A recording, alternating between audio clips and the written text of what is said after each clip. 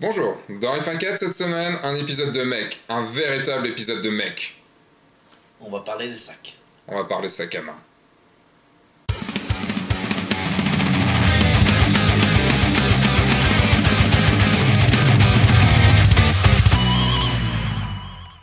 Bonjour, je suis Sébastien Roignan et... Manuel Salazar. Oui, que vous avez déjà vu donc, dans un épisode avec la photo de groupe, la photo de groupe de musique, donc vous avez beaucoup liké. Je vous remercie à tous vraiment pour cet accueil très chaleureux à la chaîne des F1.4. Vraiment, je suis ravi de voir tous les commentaires, tous les likes. Mais à mon avis, en fait, il y a une chose, c'est qu'avec ton accent, ils t'ont pas compris. Donc en fait, ils like pour réavoir l'épisode, je pense. Bon voilà, je me rattrape aujourd'hui. Cette semaine, on va parler de sac à main. Ouais, pourquoi pas. Pourquoi de sac à main? Ça va nous permettre de parler de packshot produits en fond blanc. Donc en fait, pas un packshot de luxe, hein. L'idée c'est pas de faire le gros packshot de fou, mais c'est de faire un setup lumière avec deux lumières, c'est ça? Deux sources de lumière. Deux sources de lumière rapides, avec un petit cyclo blanc, pour faire quand même une belle photo. Une belle photo, un peu studio fait maison. Voilà, un petit studio fait maison, un petit do it yourself quasiment. Do it yourself, ouais. Léger. Bon, il y a un peu de matos, mais quand Il y a un même. peu de matos, c'est vrai. Un peu de background juste sur les sacs à main, si tu peux juste présenter la personne qui fait ça. Voilà, alors, et c'est Maria, c'est une guatémaltèque comme moi. Parce que je vous avais pas dit, si vous vous demandez, je suis guatémaltèque d'origine. Il a un accent. Mais peut-être vous avez vu sur mon site web. Le mec. Et du coup, Maria, c'est une amie que je connais ici à Lyon. Et on est vraiment, je crois qu'on est 3 Guatémaltèques à Lyon. Ah, c'était 2 la dernière fois. Et je me souviens qu'on a un troisième, il est un faux. Il est né au Guatemala, mais il n'a jamais vécu là-bas. Donc, mais je ne peux pas dire qu'il n'est pas guatémaltèque, il ne compte pas. On est vraiment 2. D'accord. Et donc, du coup, elle a lancé, du coup, elle se présente là juste dans la petite vidéo qu'on va présenter. Oui, voilà. On laisse Maria se présenter, ce sera plus simple. Bonjour, je m'appelle Maria. J'importe des sacs venus du Guatemala. Chaque sac est une pièce unique. Les sacs sont faits avec du cuir et des tissus guatémaltèques. Ils sont faits avec les huipiles, c'est la tenue traditionnelle maya. Les tissus sont achetés directement aux artisans guatémaltèques.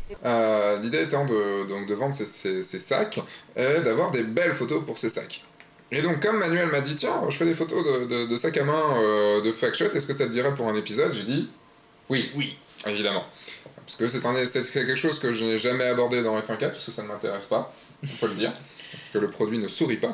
Mais et du coup, on va pouvoir voir du coup dans cet épisode toutes les choses qu'il y a à faire quand on fait de la photo de produit. Et mon Dieu, ce que c'est compliqué quand même, hein. C'est presque plus compliqué qu'un portrait. Hein. Ah ouais, non, mais limite, le setup lumière, c'est la partie la plus simple. Limite, oui. Donc, ça nous permet de s'enchaîner directement sur le setup lumière. Le setup d'éclairage. Donc, on te voit en train de monter tout le setup, toute la scène. Donc, qu'est-ce que tu as fait? Donc, tu as commencé par monter le cyclo.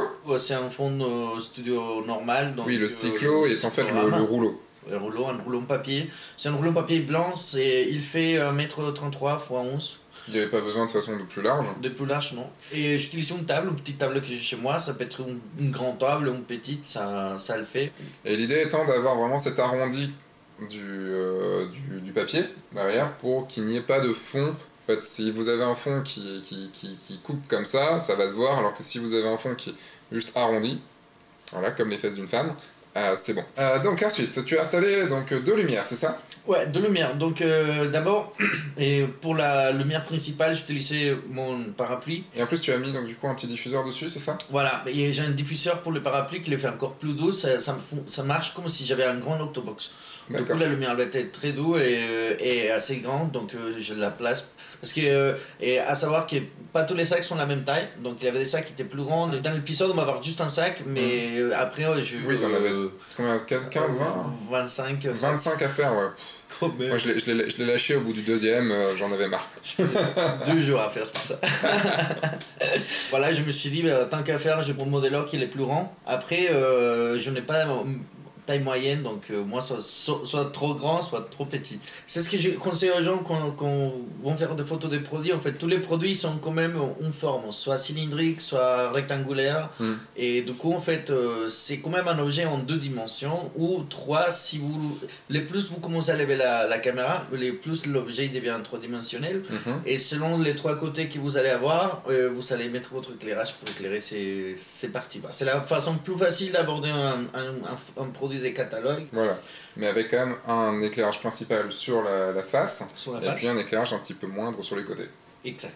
Donc tu as installé donc, le parapluie donc, en hauteur avec à 45 degrés directement en douche, pas en douche, pardon, si, quasiment en douche, non, en plongée. En plongée. En plongée, on va dire, sur le sac. Et tu as mis donc du coup sur le côté gauche un flash avec un modeler, donc avec un strip. C'est une strip box. C'est une strip box, voilà. Qui fait 30 cm x 120. D'accord, donc en fait c'est voilà, 1m20 sur 30. Et... Donc désolé, notre enregistreur sonore a merdé, donc le son un petit peu... Maintenant c'est un bon son. C'est bien, moi. Donc j'ai mis une deuxième source de lumière, c'est un strip box qui fait 30 120 cm. 30 par 120, donc ça dépasse. La lumière principale, elle allait éclairer une partie du sac. Après, je voulais une deuxième lumière qui venait un peu plus en arrière pour faire sortir un peu l'objet du fond. Et le rendre un peu en 3D. Voilà. Le strip box il marche bien parce qu'il est un peu en arrière, il est un peu côté en face, et du coup ça fait ça vient se merger un petit peu. Ouais. Et en plus du coup tu as un strip box qui est assez haut, ce qui te permet, sur ce sac là c'est pas très grave, mais il y a des sacs avec une anse qui monte assez haut, donc du coup ça permettait d'avoir de la lumière sur toute l'anse. Éventuellement je change les sacs d'angle parce qu'il avait 3 angles à faire pour chaque photo. Parce que tu sais, c'est comme dans le site web maintenant, les clients ils veulent avoir soit une version des couleurs de chaque produit. Donc, faut tout voir, quoi, faut tout faire. Voilà, donc... chaque angle différent, tout ça, quoi. Et surtout, les filles, elles savent bien, ils vont cliquer toutes les photos parce qu'ils vont voir tous les détails de ça. Les filles qui regardaient cet épisode, ce qu'on est obligé de faire pour vous. Et donc, tu as mis aussi de l'autre côté un petit réflecteur. Voilà, en fait, si tu veux, c'était un choix de mettre le réflecteur de ses côtés. J'aurais pu mettre la lumière à la place du réflecteur, ça aurait fait plus ou moins les mêmes effets. Mais comme je suis limité à certaines puissances aussi de mes flashs, minimal. Je voulais pas non plus que ça suréclaire en fait ces côtés du sac, et j'avais pas trop la place chez moi en fait pour faire ça, donc je préférais d'éclairer avec les flashs l'autre côté juste pour ajouter un peu la brillanté au produit. Et de l'autre côté, et la partie sombre, elle éclairait juste avec un réflecteur. Donc j'ai pris un petit carton que j'ai découpé moi-même et que je l'ai placé pour éclairer ses côtés. Donc un petit carton blanc en fait, tout simplement. Voilà, un petit carton blanc. En fait, voilà, des fois il suffit de pas grand-chose pour avoir un truc qui est pas mal quand même. Voilà, parce qu'un vrai réflecteur, il aurait été trop grand pour mettre sur place. Et j'ai mis du gaffer pour le tenir. Pour le faire tenir, ouais. Et en plus, avec les gaffers, tu peux décrocher et changer l'angle et après faire plus serré, plus... Il est malin quand même, hein. Il nous fait un réflecteur avec un bout de carton le mec. Voilà, donc voilà pour le setup lumière. Donc tu étais à f14 dans toutes ces photos. Oui. Comme ça te permettait d'avoir vraiment de la netteté partout. Voilà. Parce que c'est ça qui est très important dans le produit Packshot, c'est que c'est un peu compliqué d'avoir de la netteté partout. Normalement, dans un shooting comme celui-là, j'aurais dû faire c'est ce qu'on appelle rack focus. Ça veut dire que je prends 4-5 photos du sac et que je fais la mise au point pour chaque dimension. Mais après tout réassembler sur Photoshop pour pouvoir avoir une photo nette partout. Mais bon, on s'en sort plus quoi. Je me suis dit, je fais une ouverture qui est assez bien pour avoir un objet qui n'est pas trop grand de début à la fin, donc f14. Et on commence à voir aussi un peu la réfraction des lumières qui rentre dans le capteur. Ça veut dire qu'il a un peu des nettetés qui se perdent à f14. Parce que selon la taille des mégapixels des capteurs, en fait, la lumière, est plus ou moins, c'est f8 avec mon boîtier. À f8, ici, il est vraiment net. Après l'ouverture, la lumière elle est trop grande et elle surpasse les mégapixels et du coup les focus, la mise au point se perd un petit peu. D'accord. J'ai quelques liens intéressants, ils sont en anglais mais ça devient un peu compliqué là. Parce que si vous n'avez pas compris, Manuel sera un petit peu l'assistant technique, la personne technique de F1.4. Hein. Parce que je vous rappelle que moi la technique... Voilà, ça c'est pour le setup, donc tu as fait avec un 100 macro, ok. Est-ce qu'il y avait une différence de puissance entre ces deux flashs? Entre les deux flashs, il avait un diable des différences en termes de puissance, ouais. Mais en termes des sorties de modéleurs, en fait, on était à la même puissance. Ok, donc voilà, ça c'est pour ton setup. Là on va rentrer dans la partie très chiante, en fait. La partie très chiante de la photo de produit, c'est le produit en tant que tel. Parce qu'en fait, la setup lumière, c'est une chose, mais le produit, il va pas vous sourire. Le produit, il va pas se mettre en forme tout seul. Le produit, c'est pas comme quelqu'un, c'est pas comme un modèle, ne sait pas se mettre en forme tout seul. Et pour avoir photographié pas mal de sacs dans ma vie, je parle bien de sacs à main, ou voilà, je parle pas de modèle, c'est quelque chose qui m'a toujours gavé, qui m'a toujours gonflé en fait. Parce que les anses ne tiennent pas toutes seules, enfin voilà, tout ça. Donc là, j'ai vu que tu as utilisé un petit bras girafe et un petit peu de fil de pêche. Le fil de pêche, c'est quelque chose que j'y pensais la veille, je me suis dit, je vais avoir besoin. Les bras girafes, tu as l'avantage de que tu peux être vraiment en dessous de l'objet.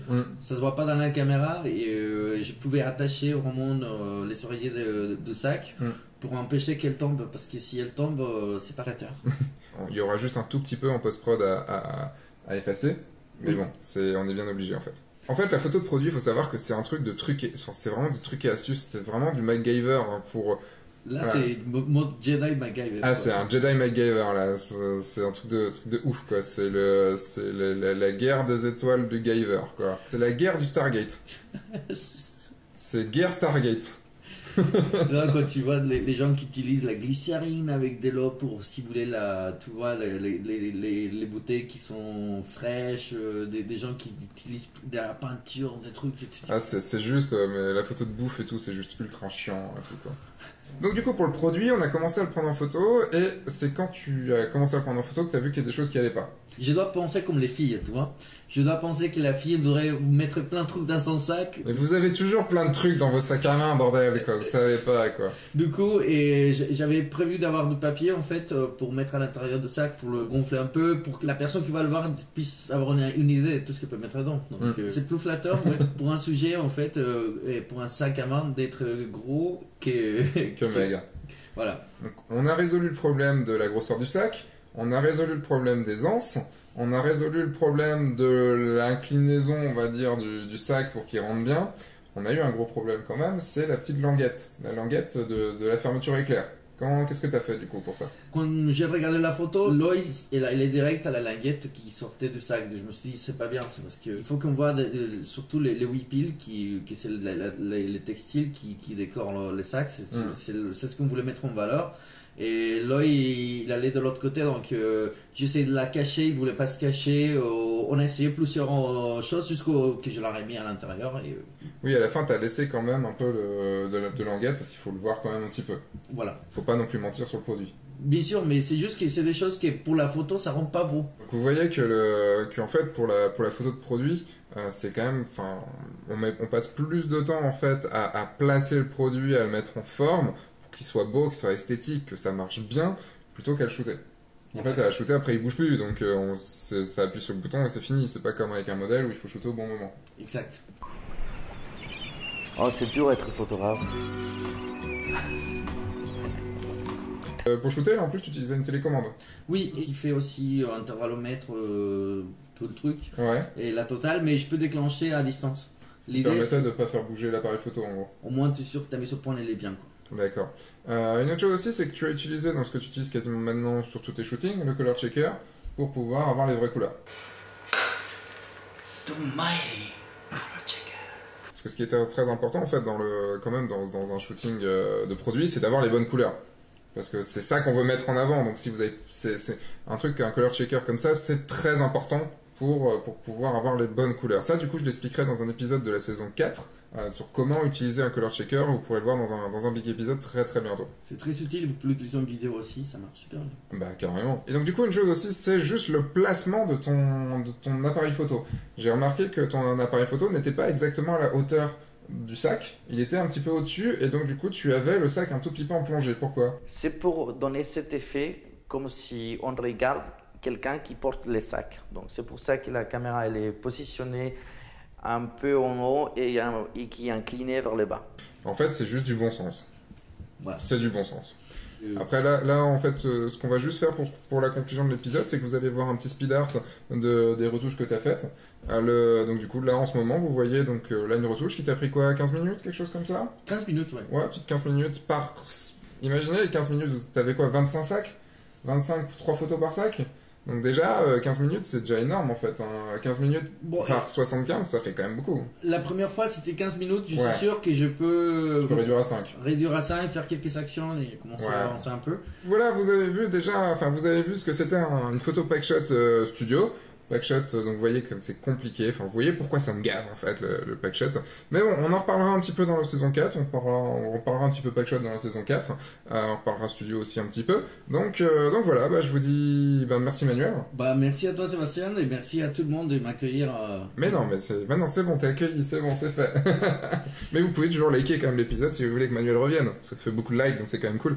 Surtout n'hésitez pas à partager cet épisode, partagez-le sur les réseaux, plus vous le partagerez, plus il y aura de gens à voir cet épisode et donc découvrir F1.4, donc plus F1.4 va pouvoir vivre. Que les petites annonces maintenant, vous avez un very big épisode qui devrait arriver jeudi. Ouais, au pire jeudi la semaine d'après. Au pire. Ça dépend, on est un épisode corporate, donc avec Manuel qui va vous expliquer plein de choses. L'interview de la semaine qui est juste ici, vous avez les very big épisodes là et les workshops ici, il y a des petits workshops portraits qui ont réapparu. Vous abonnez ici à la chaîne et vous abonnez à la newsletter qui est là. Encore merci Manuel pour toutes ces explications. Je vous dis à la semaine prochaine. Exactement. Non, toi tu seras pas la semaine prochaine. Non, mais je serai derrière l'ordinateur à regarder. C'est vrai. Et donc je vous dis à la semaine prochaine. Entre temps, sortez, faites des photos et amusez-vous. Salgan tome une photo si divirtarsi. J'ai rien compris, toujours. Un jour tu vas le dire. Un jour je le dirai. Au revoir. Attends. Hasta la vista. Yes, c'est pas mal. Non, excuse-moi. Hasta la vista. Bébé.